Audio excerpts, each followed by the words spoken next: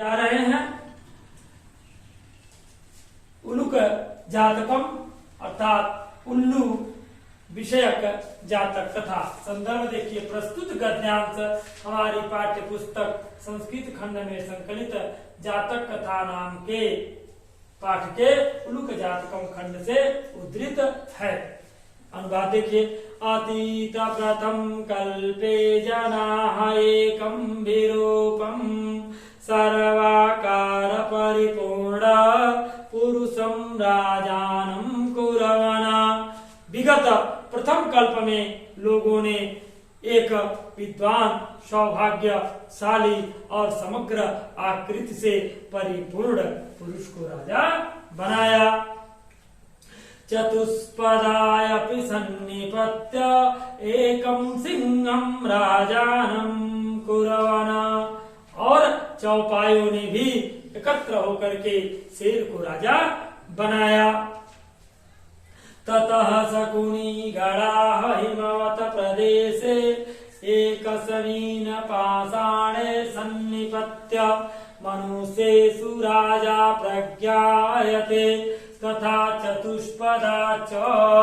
इसके बाद पक्षीगण हिमालय प्रदेश के एक चट्टान पर एकत्र होकर के बोले, मनुष्यों में राजा जाना जाता है और उसी प्रकार चौपायों में भी। अस्माकं पुरंतरे राजा नास्ति, किंतु हमारे बीच कोई राजा नहीं है। अराजको वासो न वर्तते, राजा के बिना रहना उचित नहीं है। फिर कहता, एको राजा स्थाने अस्थापयितेभ्यः इति उक्तवन्तः। किसी एक को राजा के स्थान पर स्थापित करना चाहिए। किसी एक को राजा के स्थान पर स्थापित करना चाहिए। अथ ते परस्परम अवलोकयन्तः एकमुलुकं दृष्ट्वा अयं नो रोचते इत्तोचना। इसके बाद उन्होंने परस्पर एक दूसरे पर दृष्टि डालते हुए एक उल्लू को देख करके कहा कि यह हमको अच्छा लगता है। अथ एकः शकुनी गणा शकुनिः सर्वेषां मध्यादाशय ग्रहणार्थ त्रिकित्वः अश्रावयत। तत्पश्चात एक पक्षी ने सभी के मध्य उनका आशय जानने के लिए तीन बार इस बात को सुनाया अर्थात घोषणा की। अथैकः शकुनिः सर्वेषां मध्यादाशय ग्रहणार्थ त्रिकित्वः अश्रावयत। तत्पश्चात एक पक्षी ने सभी का मत जानने के लिए इस बात को तीन बार सुनाया अर्थात घोषणा की। ततः एकः काकः उत्थाय तिष्ठतावत्, तब एक कौवे ने उठ करके कहा, अरे अस्य एतस्मिन् राज्याभिषेक काले एव रूपं मुखं क्रोधस्य च कीदृशी भविष्यति। जरा ठहरो, इस राज्याभिषेक के समय जब इसका मुख ऐसा है तो क्रोध आने पर कैसा होगा। भविष्यति अनेन हि क्रोधेन अवलोकितः वयं तप्त कटाहे प्रक्षिप्ता स्थिरा इव तत्र तत्रैव गच्छामः। कहता है कि इसके क्रुद्ध होकर के देखने से हम गर्म कड़ाही में डाले गए तीरों की तरह जहां के तहां जल जाएंगे। ऐसा राजा मुझको अच्छा नहीं लगता। ईदृशो राजा महाम न रोचते इत्याह, ऐसा राजा मुझे अच्छा नहीं लगता। न मे रोचते भद्रं वह उलुकस्याभिषेचनम् अक्रोधस्य मुखं पश्य कथं क्रोधो भविष्यति। तुम्हारा उल्लू का राज्याभिषेक करना मुझे अच्छा नहीं लगता। इस क्रोधहीन का मुख देखो, क्रोध आने की अवस्था में कैसा होगा। स एव मुक्त्वा मां न रोचते इति विरुवन् आकाशे उद्दप्तता। यह कहकर वह मुझे अच्छा नहीं लगता, मुझे अच्छा नहीं लगता ऐसा चिल्लाते हुए आकाश में उड़ गया। उलुको अपि उत्थाय एनमन्वधावत। उल्लू भी उठ करके उसका पीछा किया। ततः आरंभतो अन्योन वैरिणौ जातौ। तब से लेकर वे दोनों एक दूसरे के शत्रु हो गए। शकुनयः सुवर्णहंसं राजानं कृत्वा अगमन। पक्षी भी सुवर्ण हंस को राजा बनाकर चले गए। यह आपका प्रथम कथा जो उलूक जातक थी यह समाप्त हुआ। अब हम आपको पढ़ाने जा रहे हैं नित्य जातकम अर्थात नित्य जातकम अर्थात नित्य संबंधी कथा। प्रथम अतीत प्रथम कल्पे चतुष्पदाः सिंहं राजानं कुर्वन्। व्यतीत प्रथम कल्प में चौपायों ने सिंह को राजा बनाया। मत्स्या आनंद मत्स्यम और मछलियों ने आनंद मछली को। शकुनयः सुवर्ण हंसम और पक्षियों ने सुवर्ण हंस को राजा बनाया। तस्य पुनः सुवर्ण राजहंसस्य दुहिता हंसपोतिका अतीव रूपवती आसीत। उस सुवर्ण हंस की पुत्री हंसपोतिका अत्यंत सुंदर थी। स तस्यै वरमदात यतसा आत्मनिश्चित्त रुचितं स्वामिनं मृडुयात इति।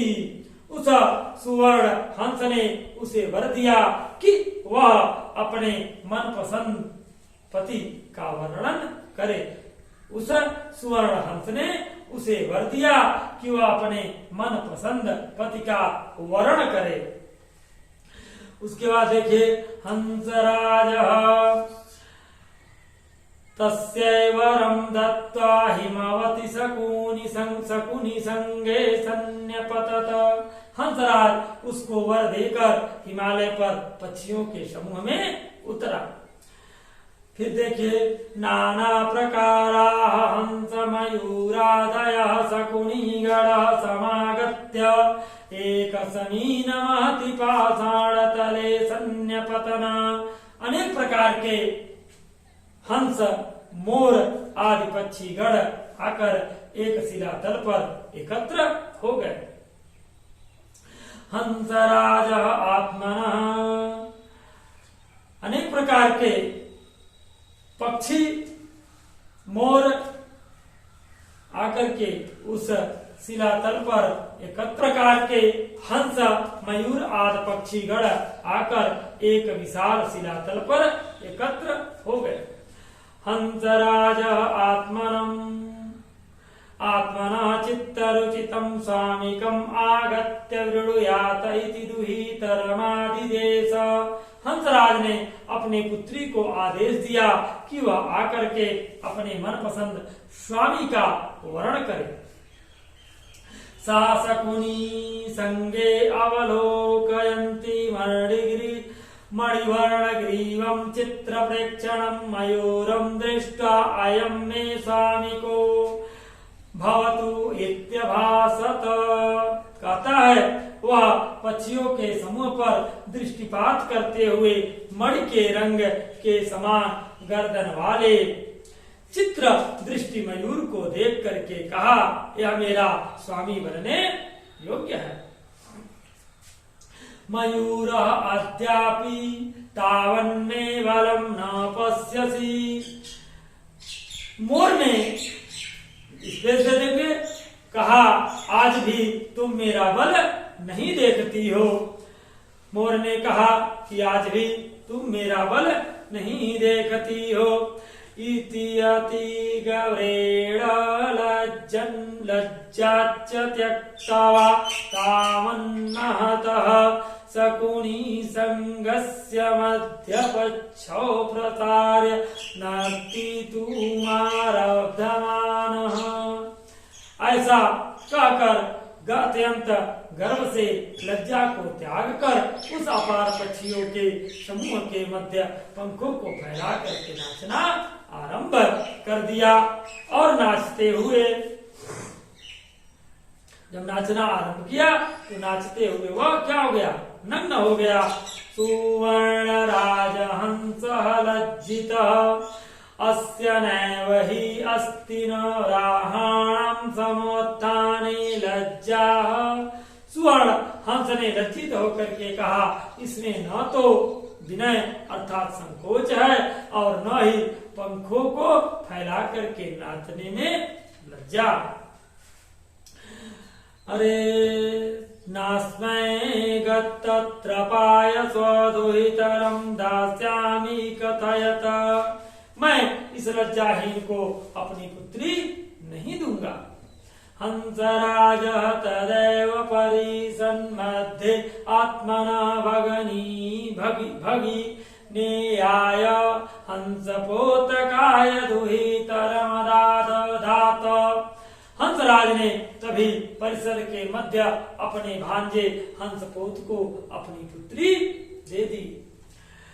मयूरो हंसपोतिकां प्राप्य लज्जितः तस्मात् अस्थानात् पलायितः।